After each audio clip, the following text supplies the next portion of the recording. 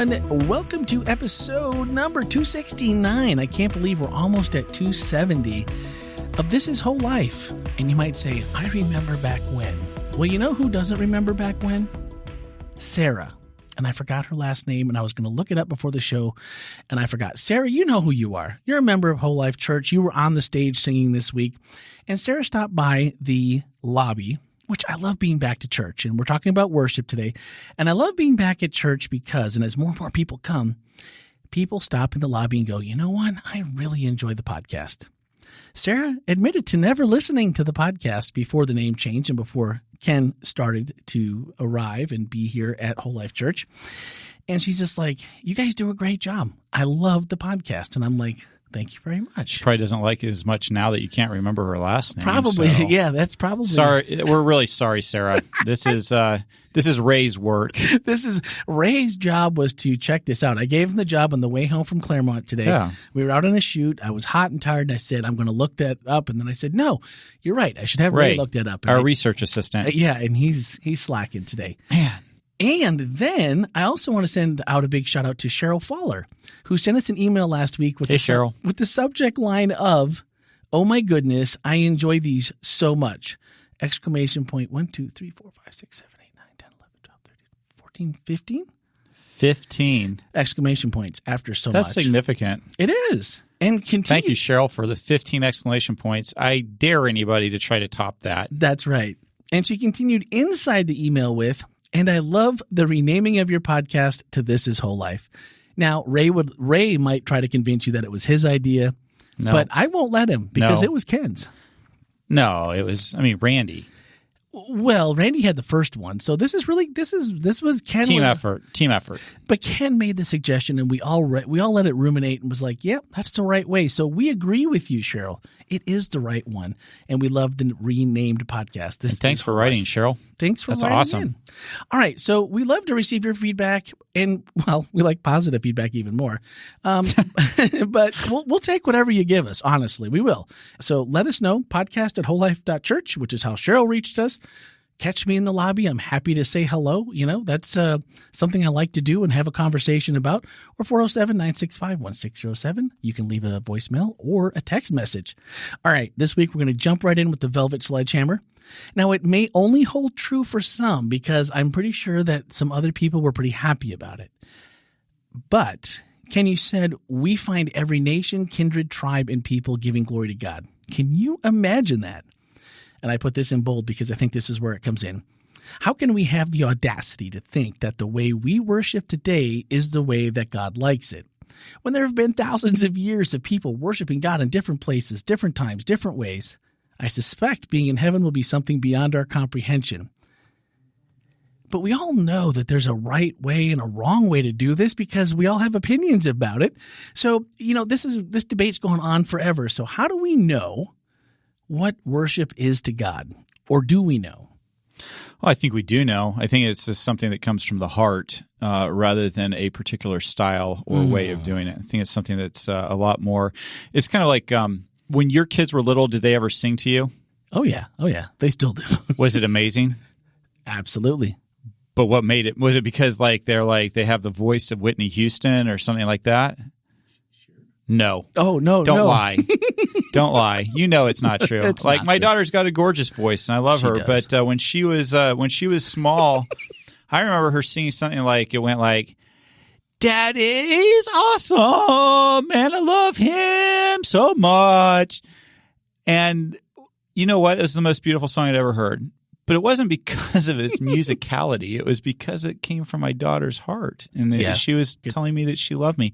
And I suspect, could be wrong, but I suspect it's a little that way with God. I think that we think that we're such talented musicians and we're such excellent prayer warriors, this, that, and other. And I suspect we sound a little bit to God like Kyla sounded to me, that not what made it beautiful was the heart that it was coming from. And I think sometimes we put far too much emphasis on what we think is awesome versus what I think God thinks is awesome. And what God thinks is awesome is the heart. That's what he's looking at. And so that's what I think true worship is all about. And so I think the audacity comes in when we think that God favors one century's way of worshiping over another century's way of worshiping, or decade, or whatever. I think that there are many ways for our hearts to reach out to God, and what counts is whether it's reaching towards God or whether it's reaching toward ourselves. Ooh, ouch. Okay, well, then we're going to continue on with the sledgehammer a little bit, because you also mentioned towards the end of the message, and we'll probably get to that a little bit later, but you said, when we have the living water in our lives, we do not live lives that are divided between the secular and the spiritual. Now, I know for a fact that is a velvet sledgehammer. I can picture a couple people in my mind right now who... Good thing I didn't use it the week before, huh? Right? I got my ice cream still coming. That's right. Yeah. You got that coming.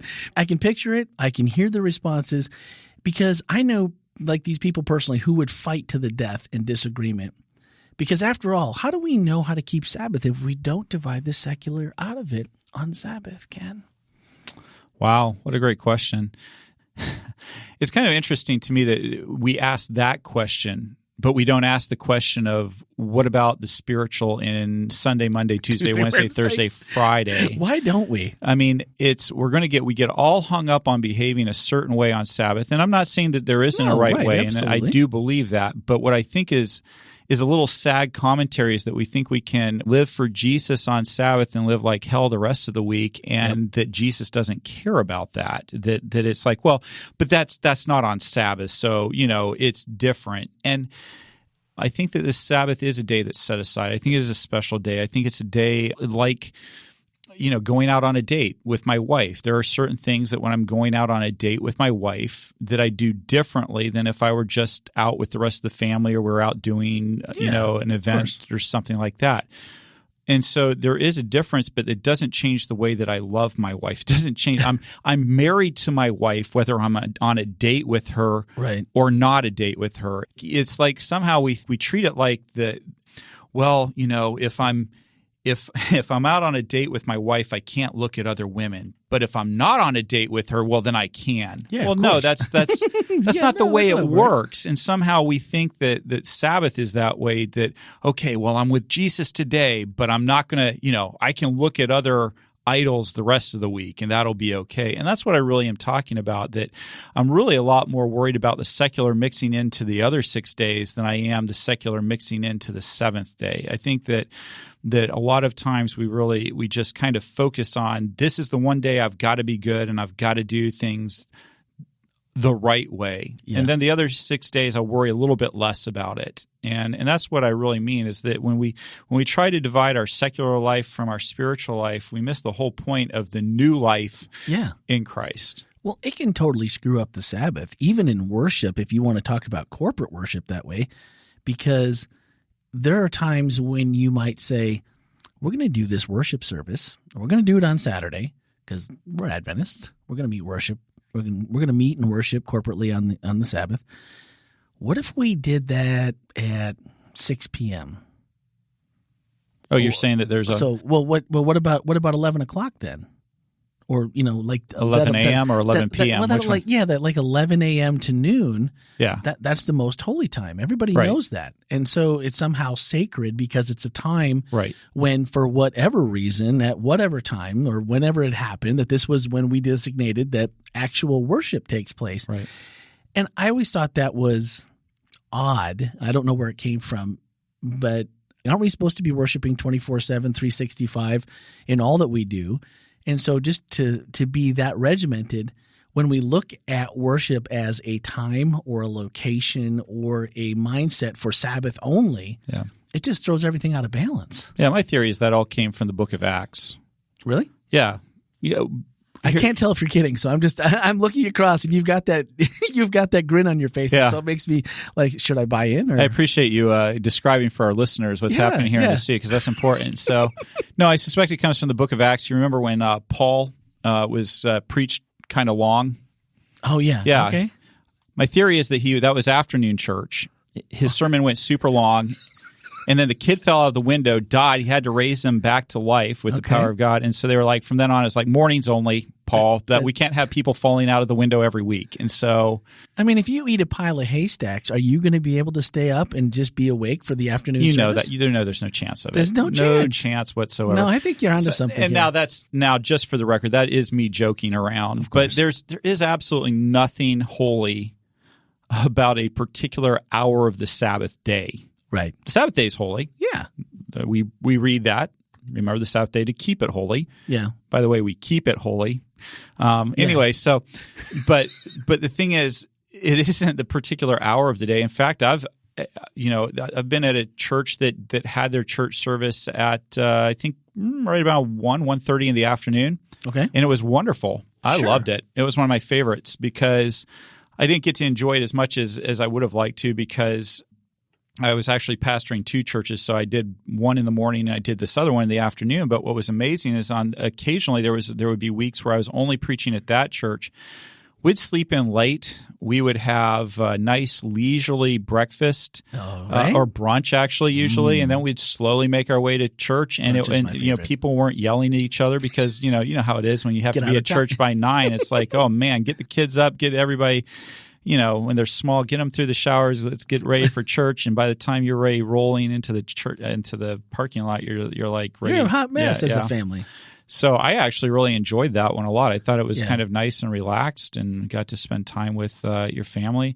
I think we kind of forget what the purpose of going to church is. It's about being together in community, being together as the body of Christ, all together in one place, and celebrating relationship. And celebrating what Christ has done for us. So I think the time is a little less material. Did you hear what Ken just said? Because I think that is the part that we talk about church, right? We have staff meetings at church. We have how did it go meetings. We have what are we missing? We're always cognizant of how we can help lead people to the cross and to Jesus better or more transparently or however, more impactful. I don't know the word. But all those things together to make a worship, and I don't want to say experience necessarily because that freaks a lot of people out, but I think that when you do experience worship corporately, it's pretty powerful, and there's very few things that bring us together like that does. Yeah. So I know that kind of gets a bad rap, but I think that the thing that you talked about, like trying to make Sabbath last all week, like, it's a feel-good day, it's a day you unplug, it's a day you keep holy.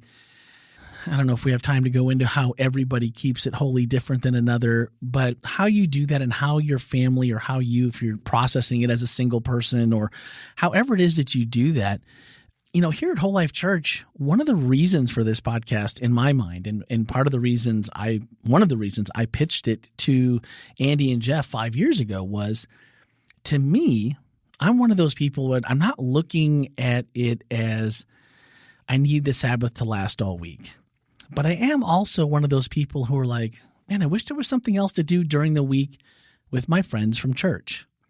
Now, you can, there's a lot of churches growing up, there was prayer meeting on Wednesday nights. Sure.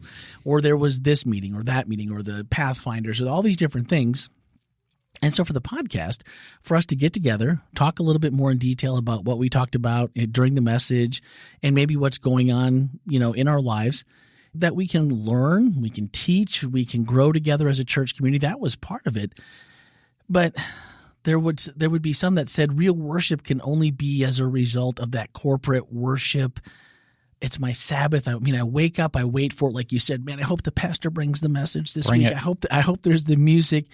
And I'm telling you what, we do that on a regular basis at WholeLife Church. But that's really not enough. Where else do we find that? And you talked about it in the message, but where else do we find that when it's not Sabbath, it's not Wednesday morning to listen to the podcast? Right. Where do we find those other pieces as a church community to keep ourselves like you?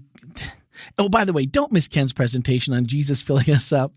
He did a hands-on illustration that worked out really, really well. It was a little messy, but it was really good, and there was some kind of an illusion. That's what we want to go with. Okay, illusion. It was good. I think it's important for us to be able to visualize things sometimes. And that was the fun part of that. So, it was – I got to tell you, a lot of prayer went into that one because I practiced it for those who are wondering, if you ever want to hear the sermon ahead of time, you can come to the church usually on Friday mornings, and I practice through my sermon a couple times just to see how it feels and practice with using the clicker. And so with this particular element, and I really wanted to practice because I wanted to see how it would work out. Well, I practiced it one way, and I realized it wasn't going to work the way I wanted it to. Oh, no. And so I had to I went home and thought about it and talked to Tammy about it. And then I was like, okay, I think I have another way of doing it. Well, I went and left the prop that I needed at the church. Oops. And so I knew I wasn't going to be able to be in early enough on Sabbath morning to practice it again. So there was a lot of prayer that went into that it would work out the way I thought it needed to. But anyway, with all that being said, the question you were asking was about where do we find that worship experience the other 6 days of the week where we're wanting to connect with God. And for me, it comes in so many different ways. I think that it's a little bit challenging. I think it challenged some people at church because I heard that from them. The idea that everything that we do can be an act of worship, because traditionally we think of worship in terms of read your Bible, say prayers, go to church, go to prayer meeting, sing a song. And we don't really think about our work being an act of worship, the 9 to 5 job that we have, or the 6 to 6 job that we have, or whatever it is. Yeah. We don't think about that our marriage is being an act of worship, or our raising of children being an act of worship. We don't think about the softball game that you like to play softball, and so you're in a softball league. We don't think of that as an act of worship. And this is what I'm talking about when I say the secular and the separation of the secular and the spiritual.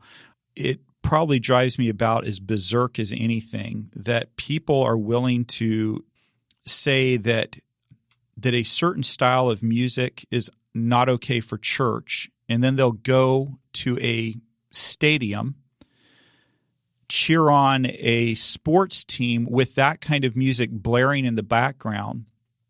And it's not Christian music either, by the way. It's the secular music, but with a beat or with a certain. And they say, well, that's okay because that's in a secular stadium. That's my secular life, but my spiritual life over here is different. Now, I'm not sitting here saying don't go watch your soccer game or your football match. That's not what I'm saying. But what I'm saying is if a certain beat is not appropriate in church, then it's probably not appropriate anywhere. Right. Exactly. And there are some things that we just have to understand that even going to a secular stadium and watching our favorite sport there can be an act of worship. Sure. How we conduct ourselves. And how we conduct ourselves, the way that we behave, the people that are around us, how we treat them, how we treat the person who's selling concessions. I mean, there's a lot of different ways that we can worship in those situations. And so I would just, the way we treat our children is truly an act of worship. If we want our kids to be this, if we want them to belong to Jesus, if we're giving them to Him, then that's an act of worship in what we're doing. In our work, if we put out our best as an employee, I've been blessed to not always work as a pastor and being in the employment of a church. I've been blessed to work out in secular radio and secular television. Whoa. Ken. Yeah. Are you saying that when you were not working for the church, you were still working for God? I honestly think Is that what you were saying? In some ways I thought I was more effective in my life because when I was out there not being employed by the church, I had the opportunity to talk about God all the time. It was with my videographer that we would drive to and from our different news stories that we were going back and forth. And I remember at one point the rules of the drive was that whoever was driving the car got to pick the music. Well, the videographer always drove the car because the talent had to be sitting in the passenger seat to take phone calls and write notes and get everything ready for their. So my videographer always got to pick the music, and it was not my particular taste. And so I kind of had suggested other things. Well, there was a point in his life where he went through a really incredibly difficult moment, And I had suggested listening to the Bible on CD, and he laughed me out of the car before that. Well, suddenly he was like, hey, man, you want to listen to the Bible and explain it to me? And so suddenly my work became an act of, it was already an act of worship, but it became a really tangible moment of worship where I was able to listen to the Bible with my friend. And this was my, really honestly, the relationship between reporters and videographers, the people that are working with them, can be incredibly close. And I was incredibly close with him. He was a brother. Yeah.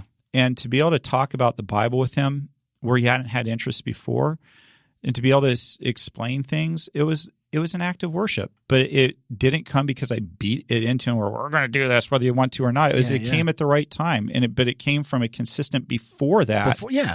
Living a life that was focused on worshiping. And worshiping is where you focus your respect, your admiration, and where you focus it's what you're focused at. Yeah. That's what I just want to encourage people to really think about. Everything that you do can be an act of worship. It really, truly can.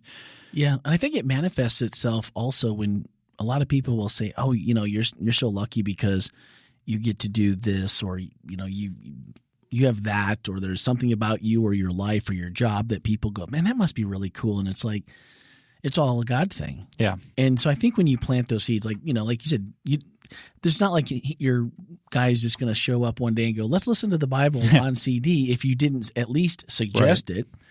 And then for him to obviously see enough about your personal life that he goes, whatever happened to me, maybe Ken's got some answers in this Bible thing that he does. Maybe this has some answers for me. And that is super cool. And I've always taken the notion that people say that, like, unless you don't work for God, you're not employed by a church, or you're not a pastor. And a pastor once told me, he said after we had been talking about life stories and how ours kind of work together in different places, and we're so far apart in the others.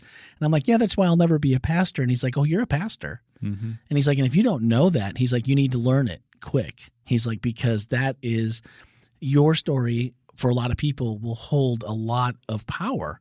And he's like, how you use that power could be, you could use it in wonderful ways for God. And that always stuck with me when it's just, no, you don't do that because you don't work for God. So that was a great story. I'm glad you mentioned it. My best place to talk to God is on the motorcycle. Yeah. Where's yours? My best place to talk to God. And worship. I mean, really worship and communicate and think about and awe of nature. That's where mine is. Yeah, I would say something similar. Rochelle and I, when we are on schedule and doing life the way that we like to be doing it, we do a morning walk together where we pray together on a morning walk at the very beginning of the day. It's early. It's usually somewhere between 5 and 6 a.m. that we go out on this walk. So it is a sacrifice as well. But sure. No, but in those best times when we are doing that on a regular basis, for me, whatever reason, walking really, really is a way of communicating with God and spending some time with Him. I find that really to be effective. And a lot of times for me, singing, just having I don't sing well. But I don't either. That's why I usually do it privately. But I'll get my playlist out of songs, and the songs that I am, there's certain songs that express your feelings in the moment. And several months ago, before I got here, there was, Toby Mac came out with a song called "Help Is on the Way," or maybe Midnight. And that song meant the world to me. It was something I would play on a fairly frequent basis. That the lyrics just touched me because it said he's never early, he's never late, he always shows up right on time, basically. And that, nice. And it's a reminder. It was just that prayer to God, just saying, "Hey, I need you to show up, but you'll show up at the right time. You're never early." Yeah. I would like you to be a little earlier, but you're never early, but you're also never late. Yeah. As much as we might wish for one, we should be thankful for the other. Yeah. That the timing is perfect. Yeah. All right. Hey, guys, we are wrapping up. We are hitting questions from the Q&A. This is a part every week that we do at church. during first and second that you can ask Ken a question about his message. And whatever we don't get to, we take care of here. We had one extra this week. So Russell Cross, you are the big winner. Yeah, Russell. And just a shout out to Russell Cross. He's one of my favorite people. They do some afternoon church stuff with kids. And my daughter goes every so often. And last time I saw Russell, we had a great conversation out in his front yard, sweating to death, but it was a good conversation. So I miss you, brother. And I hope to see you back at church again soon. How do we, the church, with all of our differences, I believe when it's talking about when it comes to worship, how do we stay undivided? To me, that it's remembering the things that really matter versus the things that are preferences. I think that there are things that really matter that are worth vigorous discussion. Yeah. But I think a lot of the things, like in our marriages, a lot of the times the things we fight about are not really the things that are important. They're the things that are a lot less important. We don't really deal with the deeper issues that are going on. And a lot of times we're dealing with preference issues over substantive issues. And so I find that when we keep our eyes on Jesus and having those discussions with him, that things have a tendency to work themselves out. And I also find that humility is a pretty important component, that a lot of times the fights that we get in have a lot more to do with our pride than they do with what's right and what's wrong. That's good advice, no matter what you're thinking about, whether that's just worship, your marriage. See right there, that's a little free extra, little relationship advice that bonus can go. Content. That can go. Yeah, it's bonus content. So thanks, Russell, for sending in the question. And if you have any questions every week, send them in, even if it's after the message.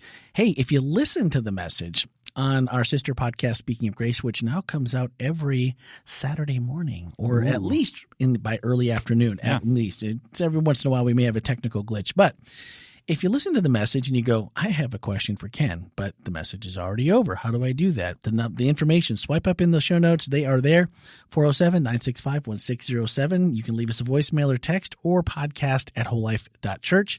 Happy to answer your questions every week. It's the fun part we get to do.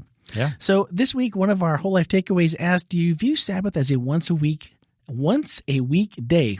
It doesn't sound right, but it is. To get living water, or a celebration of the living water you have had flowing out of you all week long.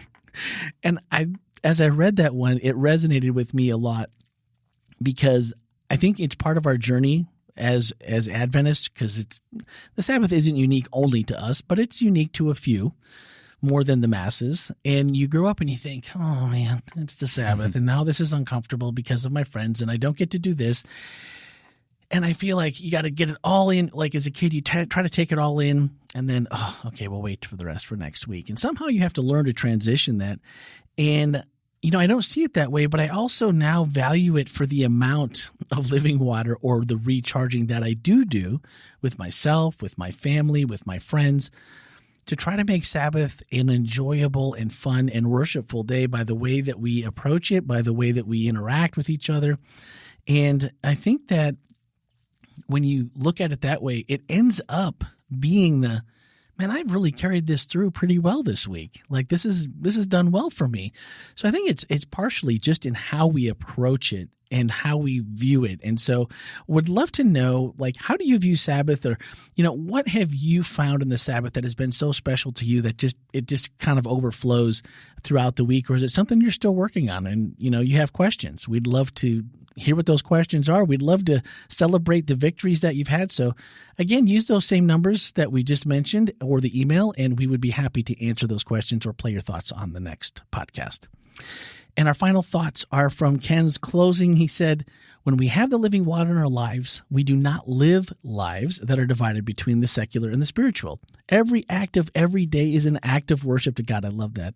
Sabbath is restored to a day of celebration and worship for all that God has done over the last 6 days. Man, that sounds a lot like being thankful.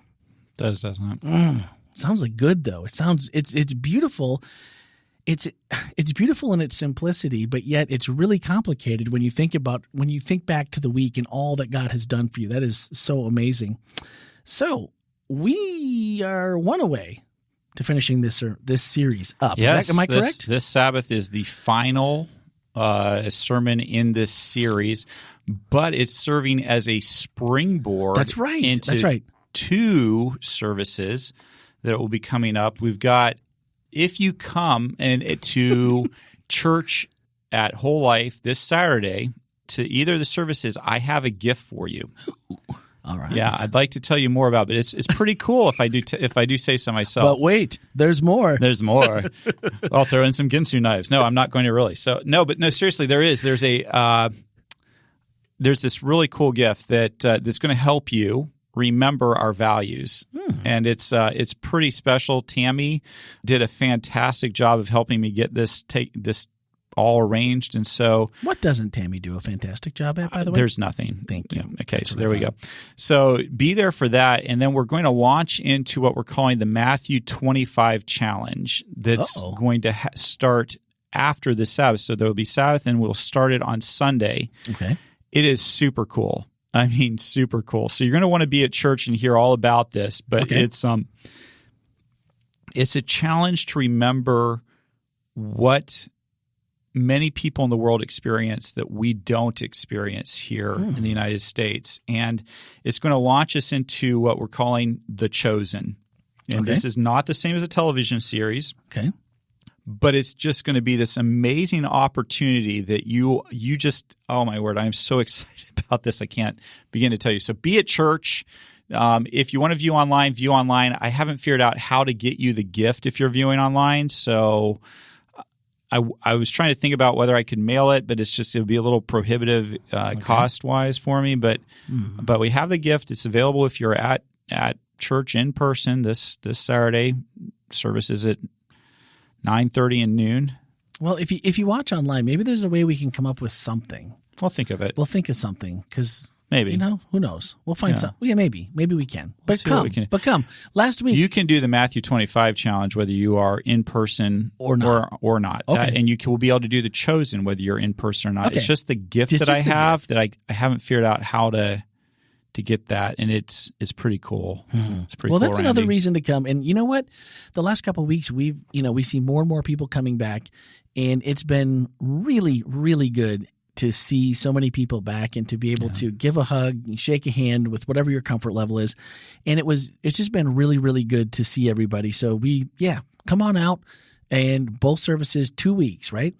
After that as well, yes, we're going to start 2 weeks of that. 2 weeks of that. And I do believe on the 14th, we're having a special dedication for students and staff from schools. So if you any school. So I love that be there. Isn't that great? That's going to be good. So that'll be really good. And then, man, I'm trying to think. After that, we're going to jump into a new series. Yes. That I'm excited for this. Yeah. Tell me, why are you excited? I'm just excited because every time we do like the members where they preach during our summer series, you get so many different questions and so many unique perspectives that I am really looking forward to seeing what everybody came up with to ask Ken to preach on. So I'm excited. I'm not going to lie. I'm a little scared. I'd be a little scared too if I was you. To be honest, I'm with you. I'm just like, I am sure glad it's Ken that has to preach it, and I only have to come in afterwards in the podcast and clean it up. That's right. Let's just bring the dustpan. We'll clean up around the edges, and we're good. But yeah, so if you have sermon ideas or things that you cannot complain that you haven't.